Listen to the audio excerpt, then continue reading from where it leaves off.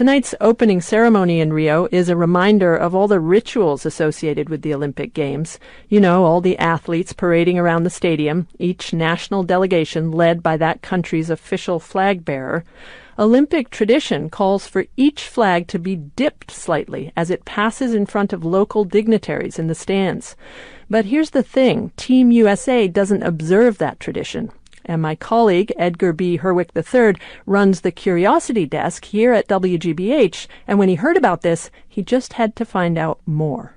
Well, it honestly all started with a tweet which I saw from the publication Mental Floss, and they sort of had a link to an article they'd done some years ago that said, why doesn't the U.S. dip its flag? And just dip its flag. I was like, what? What is that? So, I read that, and it left a bunch of questions for me still unanswered, so I decided to kind of go to the source and find out a little bit more about it. So what is the ceremony, and why do U.S. athletes refuse to dip the flag? So it all started in 1908, and we're not exactly sure why, but legend says the reason was the flag bearer that year for the United States was a shot putter named Ralph Rose. He was an Irish American, as were a lot of the folks on that team. The Olympics were in London, and the suspicion is that because the Irish team then had to compete under the Union Jack, he refused to dip the flag to the Union Jack and to British officials in protest.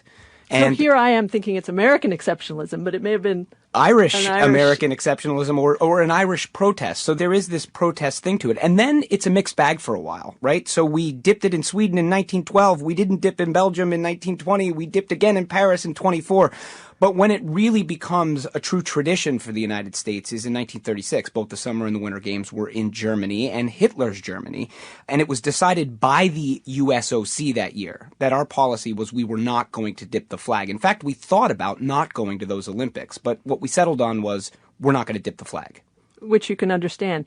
How does it play today? Do people get offended? Do they notice? Well, it's interesting. So what happens is in the 1940s, the United States adopts a federal flag code. And from then on, we have not dipped the flag from 1936 on. And so it says in the code, do not dip the flag? It says that the United States flag shall be dipped to no person or no thing. It's right there in the flag code.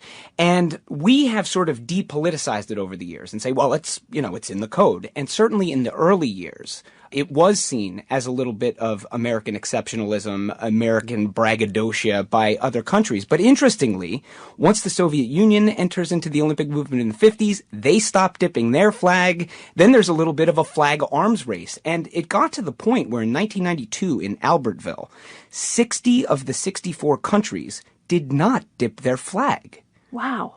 So now it's something of a mixed bag. Some countries do dip their flags, some countries do not dip their flags, but since 1936, the United States of America has not dipped.